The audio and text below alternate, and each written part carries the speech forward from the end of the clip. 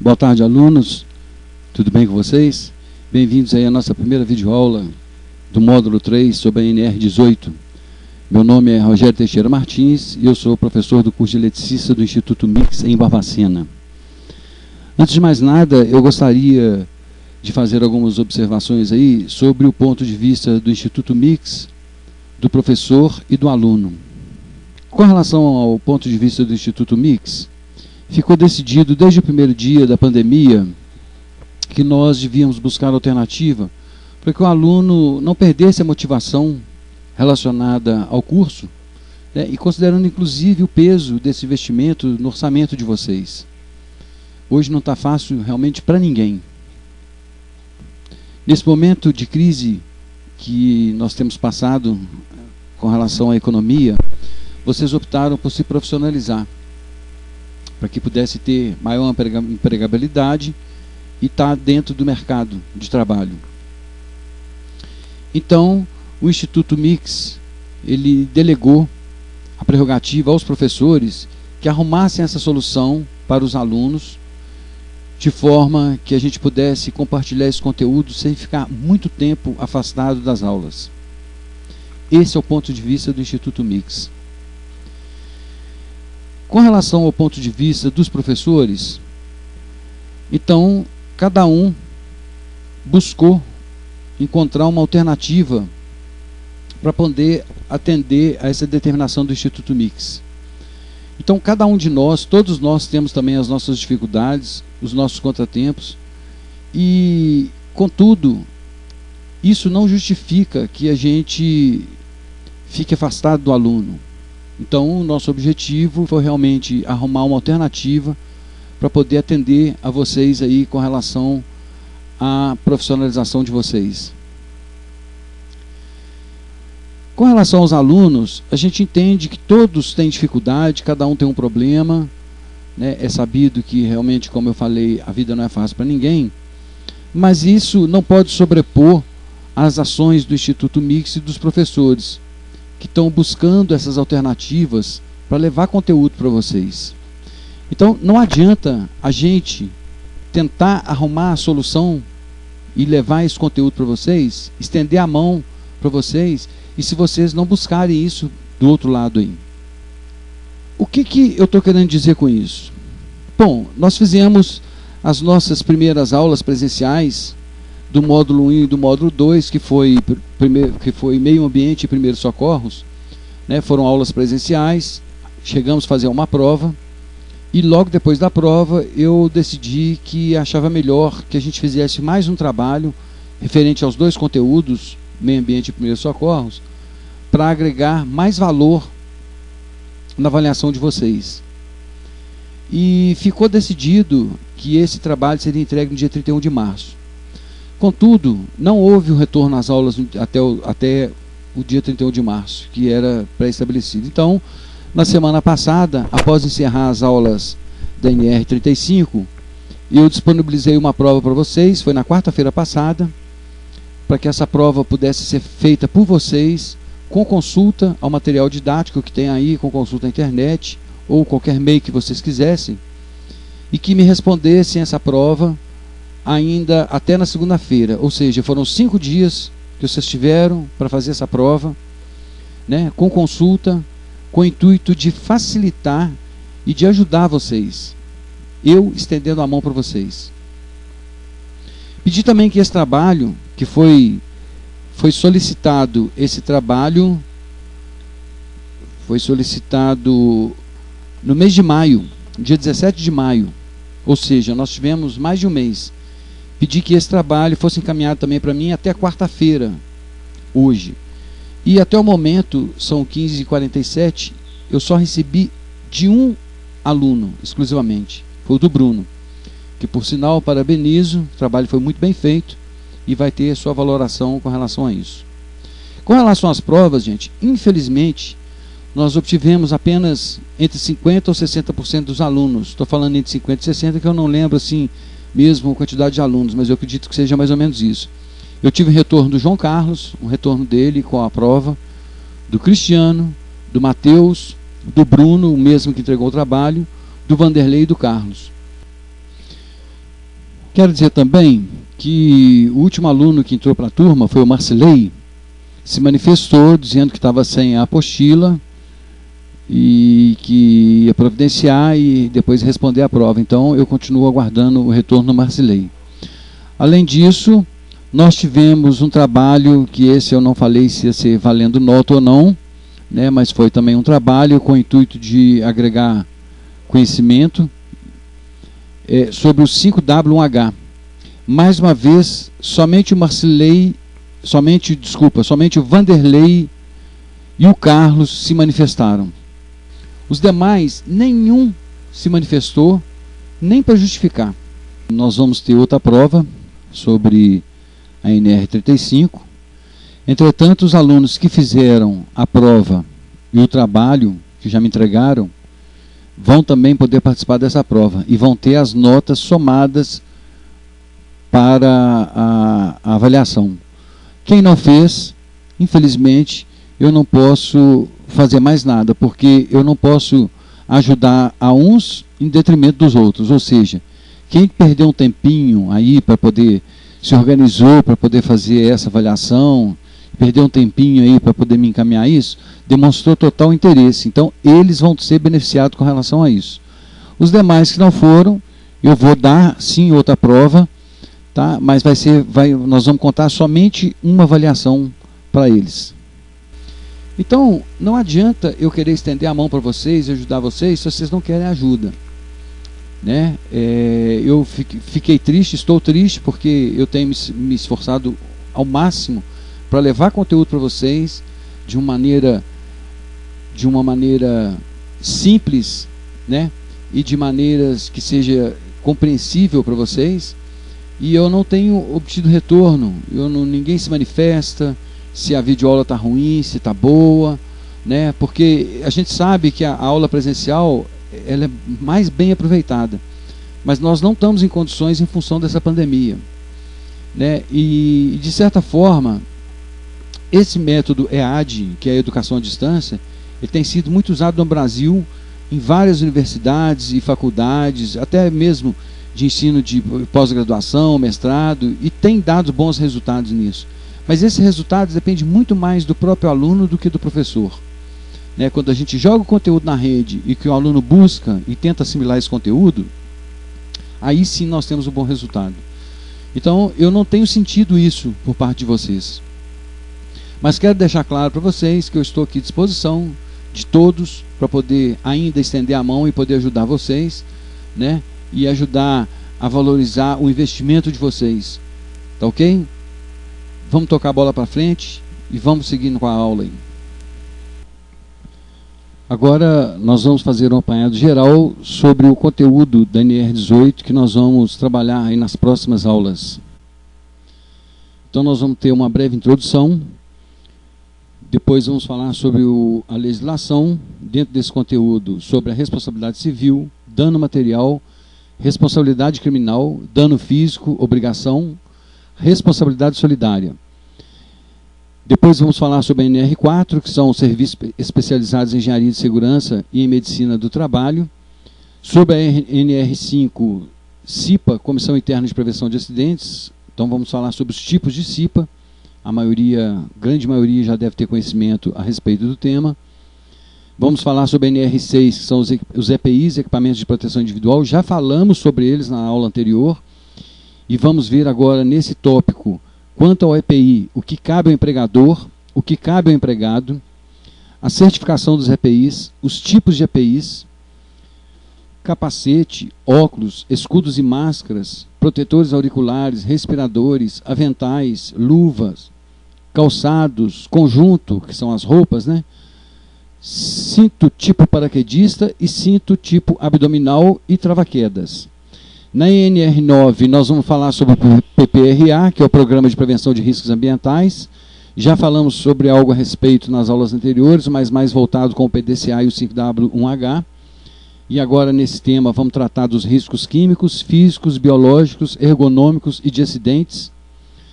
Quanto à NR18, que são condições e meio ambiente de trabalho na indústria da construção, vamos falar sobre o objetivo e campo de aplicação, a comunicação prévia, o Programa de Condições e Meio Ambiente de Trabalho na Indústria da Construção, propriamente dito, e depois os documentos que integram o PCMAT, que é esse programa, sobre as áreas de vivência, que é as áreas comuns, onde as pessoas, os trabalhadores vão estar inseridos. Aí vamos falar sobre os canteiros de obra, de que eles devem dispor, as instalações sanitárias, os lavatórios, como que eles devem ser, os vasos sanitários e o local destinado ao vaso sanitário, como que eles devem ser, como devem ser os mictórios, chuveiros, vestiário, quanto ao alojamento, né, que eles devem ter armários duplos individuais e as dimensões mínimas, como que elas devem ser.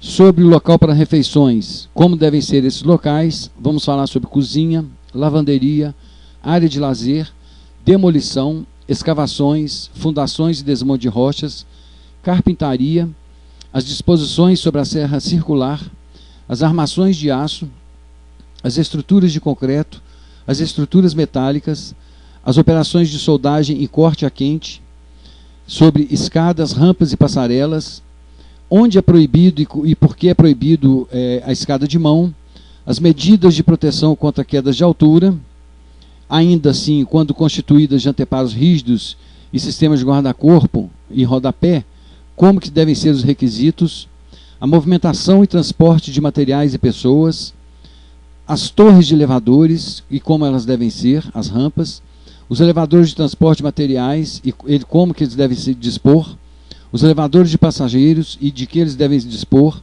as gruas, andaimes simplesmente apoiados, andaimes fachadeiros, que são os andaimes que ficam na fachada dos prédios, que a gente já também comumente já viu aí, os andaimes móveis, andaimes em balanço, andaimes suspensos e mecânicos.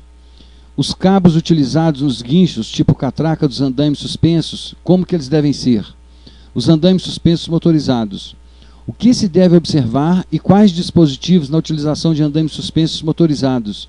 A plataforma de trabalho com segurança de movimentação vertical em peão e cremalheira e plataformas hidráulicas, plataformas por cremalheira.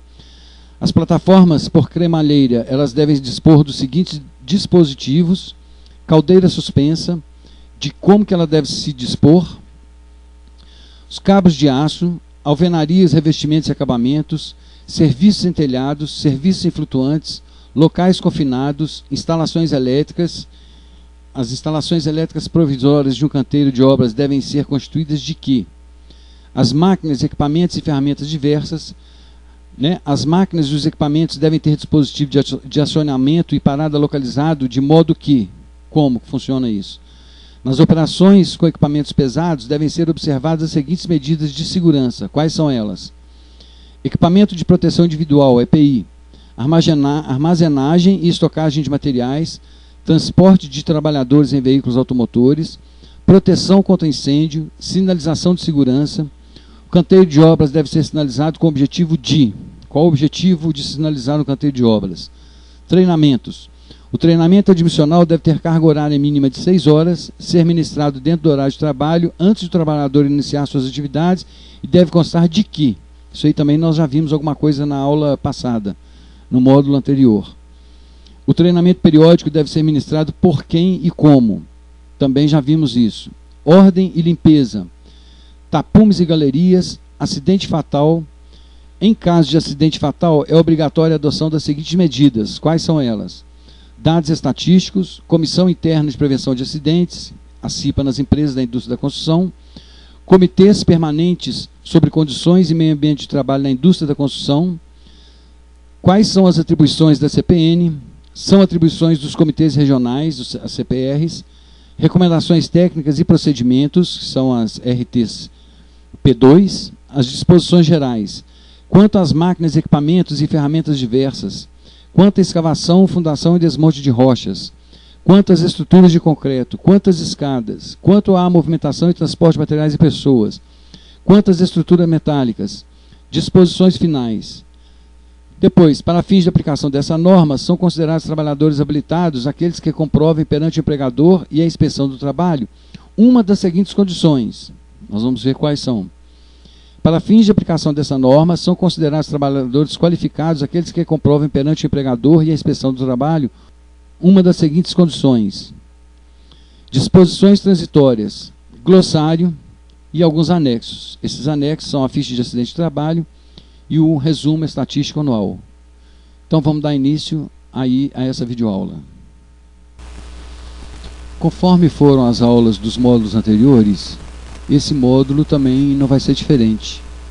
É um módulo também totalmente teórico que requer muita compreensão e assimilação das informações.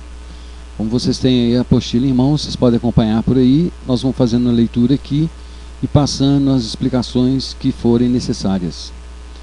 Vamos começar aí pela introdução.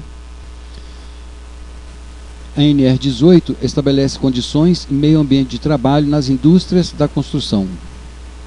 A Constituição Federal determina que o trabalhador tem direito à proteção de saúde, integridade física e moral e segurança na execução de suas atividades. O trabalho deve ser executado em condições que contribuam para a melhoria da qualidade de vida e as realizações pessoal e social. A segurança e a saúde do trabalhador são de responsabilidade do empregador e dos profissionais envolvidos no meio ambiente de trabalho. Isso a gente viu na outra aula, essa responsabilidade que tem o empregador e o próprio profissional, o trabalhador que está envolvido lá no trabalho.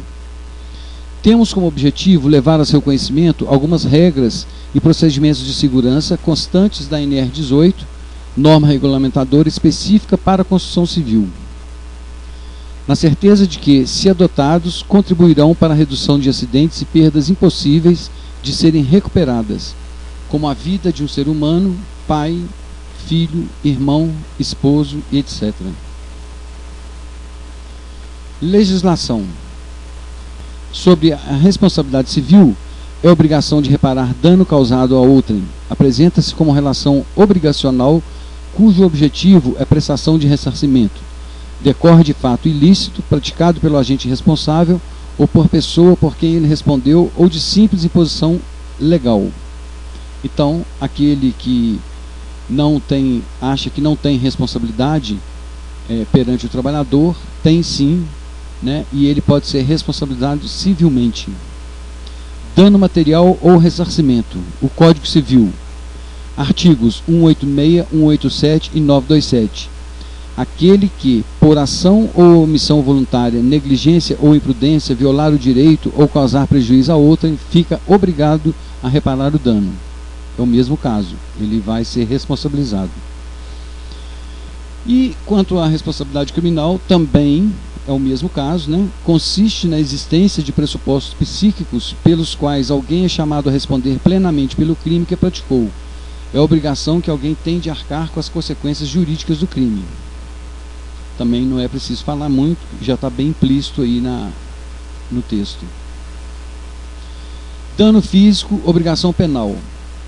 O Código Penal, do artigo 132, expor a vida ou a saúde de outrem a perigo direto ou iminente, pena, detenção de 3 meses a 1 ano, se o fato não constitui crime mais grave. Então, aquele que for negligente perante o trabalhador, perante as regras, ele pode ter uma pena de 3 meses a 1 ano, se o crime não for considerado mais grave. A responsabilidade solidária consiste na delegação de serviços e ou tarefas, sem que isso implique a desobrigação de atender às consequências das ações praticadas pelo subcontratado. A segurança e a saúde do trabalho baseiam-se em normas regulamentadoras descritas na Portaria 32/14/78 do Ministério do Trabalho e Emprego. Essas normas, a NR 18, ela estabelece diretrizes de ordem administrativa, de planejamento e de organização. Elas objetivam a implementação de medidas de controle e sistemas preventivos de segurança nos processos, nas condições e no meio ambiente de trabalho da indústria da construção. E ainda determina a elaboração do PCMAT, que é o Programa de Condições e Meio Ambiente de Trabalho na Indústria da Construção. A elaboração e o cumprimento do PCMAT são obrigatórios nos estabelecimentos com 20 ou mais trabalhadores e deve ser mantido no canteiro de obras a que se refere a disposição dos órgãos de fiscalização.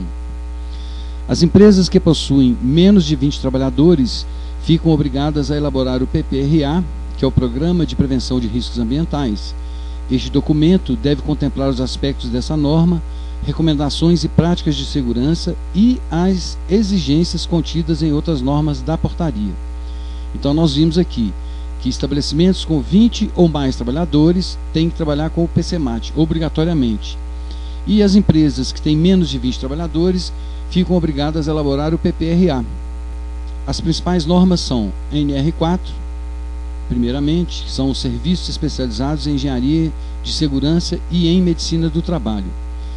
Então, de acordo com essa norma, a construção civil antes era classificada como atividade econômica de grau de risco 3 e passou a ser classificado como grau de risco 4 a partir da portaria número 1 de 12 de maio de 1995. Então, veja bem, ela era classificada como grau de risco 3 e passou a ser classificado como grau de risco 4 a partir da portaria número 1 de 12 de maio de 1995.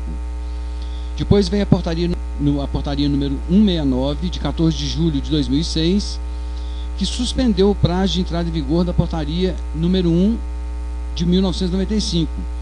Então o que aconteceu? Ela passou a permanecer então como grau de risco 3 novamente, né? Porque uma norma veio e sobrepôs a outra aí.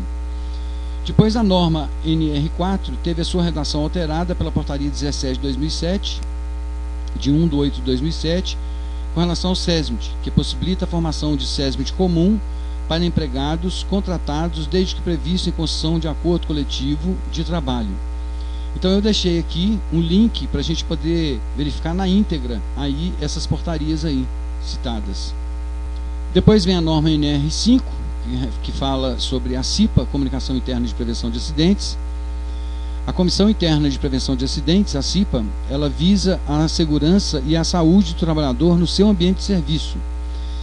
Todas as empresas que possuem empregados com atividades em um canteiro de obras devem possuir CIPA. Ela é organizada quanto ao tipo, por canteiro, centralizada ou provisória, e dimensionada de acordo com as determinações do item 1833 da norma 18. Então veja bem, toda empresa que tem empregados com atividades em um canteiro de obras deve possuir a CIPA obrigatoriamente. Aí, quais são os tipos de CIPA? A CIPA centralizada, no qual a empresa possui num mesmo município, um ou mais canteiros de obras ou frentes de trabalho com menos de 70 empregados. Então, a empresa que tem menos de 70 empregados, ela vai ter uma CIPA centralizada. Depois vem a CIPA por canteiro, quando a empresa possui um ou mais canteiros ou frentes de trabalho com 70 pessoas ou mais empregados. Então, se ela tem um ou mais canteiros de obra, que ela tenha 70 empregados ou mais, ela vai fazer o CIPA por canteiro. E depois, finalmente, a CIPA provisória, para o caso de canteiro cuja duração de atividades não exceda a 180 dias. Então, a empresa tem lá um canteiro para executar determinada atividade, que não vai exceder o prazo de 180 dias. Então, cria-se a CIPA provisória. Já a NR6 fala sobre EPIs, que são os equipamentos de proteção individual. O EPI é um dispositivo de uso individual destinado a neutralizar ou atenuar um possível agente agressivo contra o corpo do trabalhador. Ele evita lesões ou minimiza sua gravidade e protege o corpo contra os efeitos de substâncias tóxicas, alérgicas ou agressivas que causam doenças ocupacionais. Lembrando que é obrigatório o uso do EPI, ok? Para qualquer funcionário. Depois, quanto ao EPI, cabe ao empregador distribuir gratuitamente o EPI adequado à função e ao risco em que o empregado esteja exposto, fornecer o treinamento adequado ao uso, fazer o controle do preenchimento da ficha de EPI, onde deve constar a descrição do mesmo, juntamente com a certificação, pelo órgão nacional competente, no caso é o Ministério do Trabalho e Emprego, a data do recebimento e a devolução e assinatura do termo de compromisso. Já quanto ao empregado, estabelece que ele tem que fazer o uso do EPI apenas para as finalidades que se destina, responsabilizar pelo bom uso e sua conservação e comunicar qualquer alteração. Certificação dos EPIs. Só pode ser legalmente comercializado e utilizado o equipamento que possuir o CA, que é o Certificado de Aprovação. É uma espécie de atestado que é expedido pelo Ministério do Trabalho e Emprego e que considera o equipamento adequado na proteção do trabalhador para o fim proposto.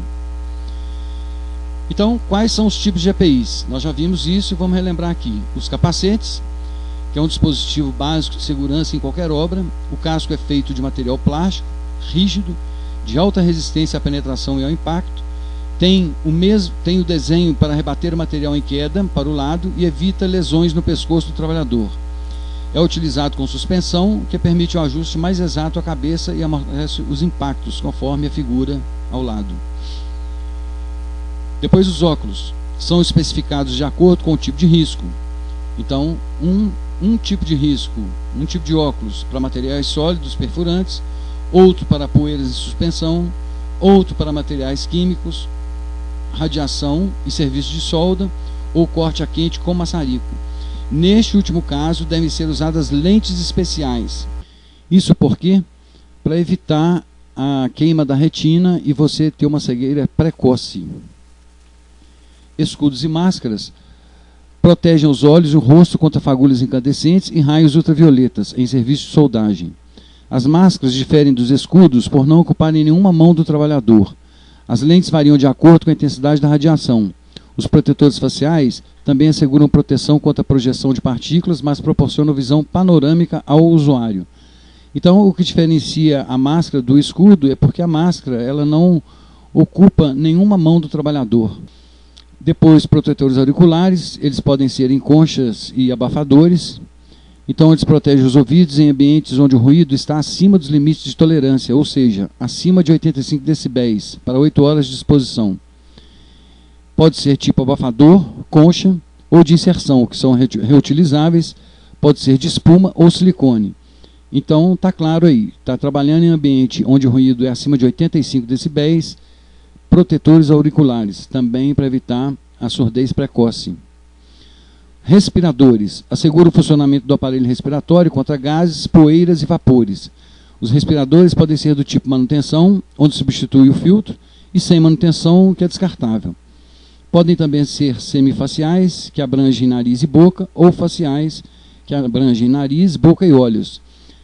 A especificação dos filtros depende do tipo de substância a qual o trabalhador está exposto. Contra poeiras incômodas, é usada a máscara descartável. Então, se é poeira, máscara descartável, único e exclusivamente.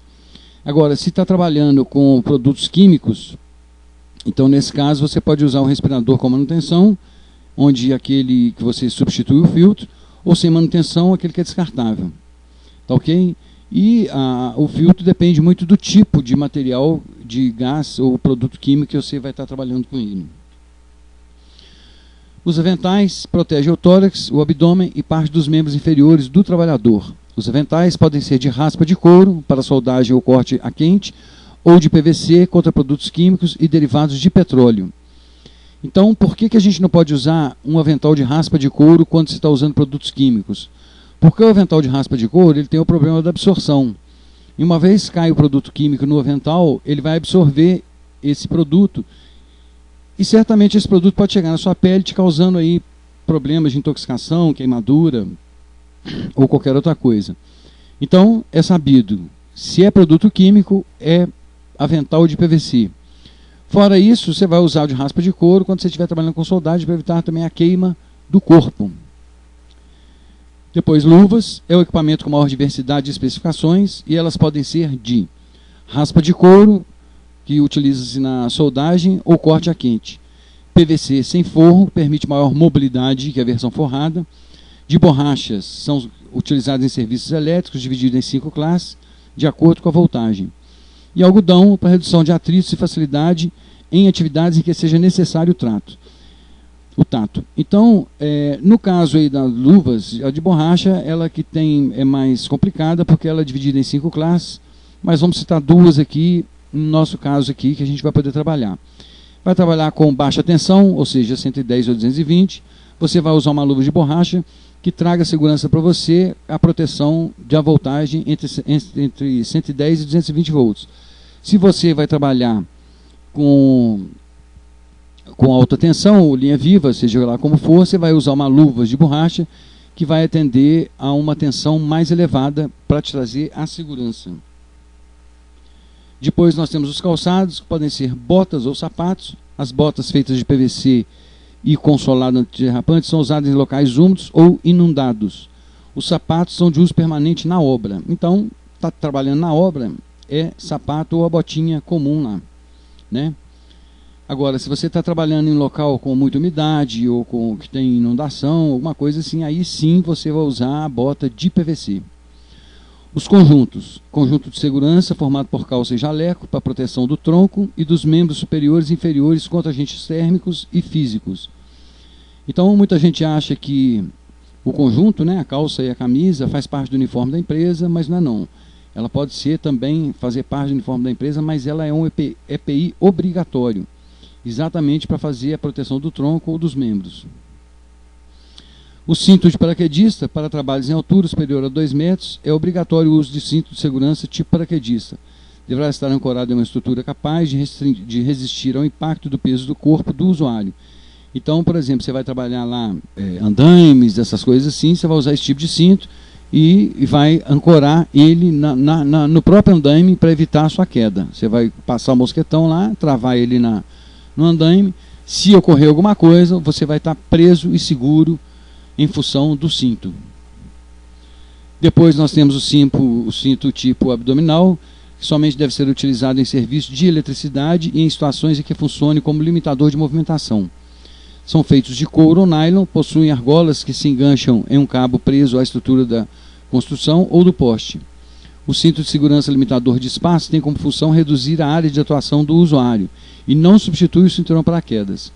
Bom, esse cinto, além dele possuir essas argolas para enganchar lá o cabo e você ficar preso lá à estrutura da construção, do poste, lá numa cinta, seja lá o que for, ele tem acessórios, né? São uns repositórios onde você pode guardar ali ferramentas tipo alicate, chave de fenda ou outras chaves para evitar a queda dessas ferramentas e atingir algum traseiro útil ou até mesmo um colega de trabalho lá embaixo. Então ele já vem equipado com esses acessórios de formas que você possa guardar essas ferramentas aí. E finalmente o trava-quedas para uso em cabo de guia galvanizado, com aço galvanizado, com dupla trava de segurança que permite a movimentação livre na subida e na descida e mantém a função de trava-quedas. Então veja bem, o trava-quedas ele não te limita na movimentação, né? Mas se você cair de repente, dar aquele tranco, o que vai acontecer? Ele vai travar aonde ele estiver preso. No caso, vai ser um cabo de guia de aço galvanizado. Então, se acontecer de você cair, ele dá aquele tranco e faz a sua segurança para evitar de você cair. Certo? Nós vamos encerrar aqui agora essa videoaula, para ela não ficar muito extensa, muito cansativa. Eu peço a vocês que façam leitura e releitura de tudo isso que a gente está passando aí, né? Para o bem mesmo de vocês. Peço também que façam uma análise aí, uma reflexão sobre as minhas palavras aí no início dessa aula, né? E também com a melhor intenção do mundo para poder ajudar vocês aí e abrir a cabecinha de vocês, né? E eu deixo aqui o meu agradecimento pela paciência por assistir mais essa videoaula e desejo aqui uma boa noite e bom descanso a todos. Muito obrigado aí.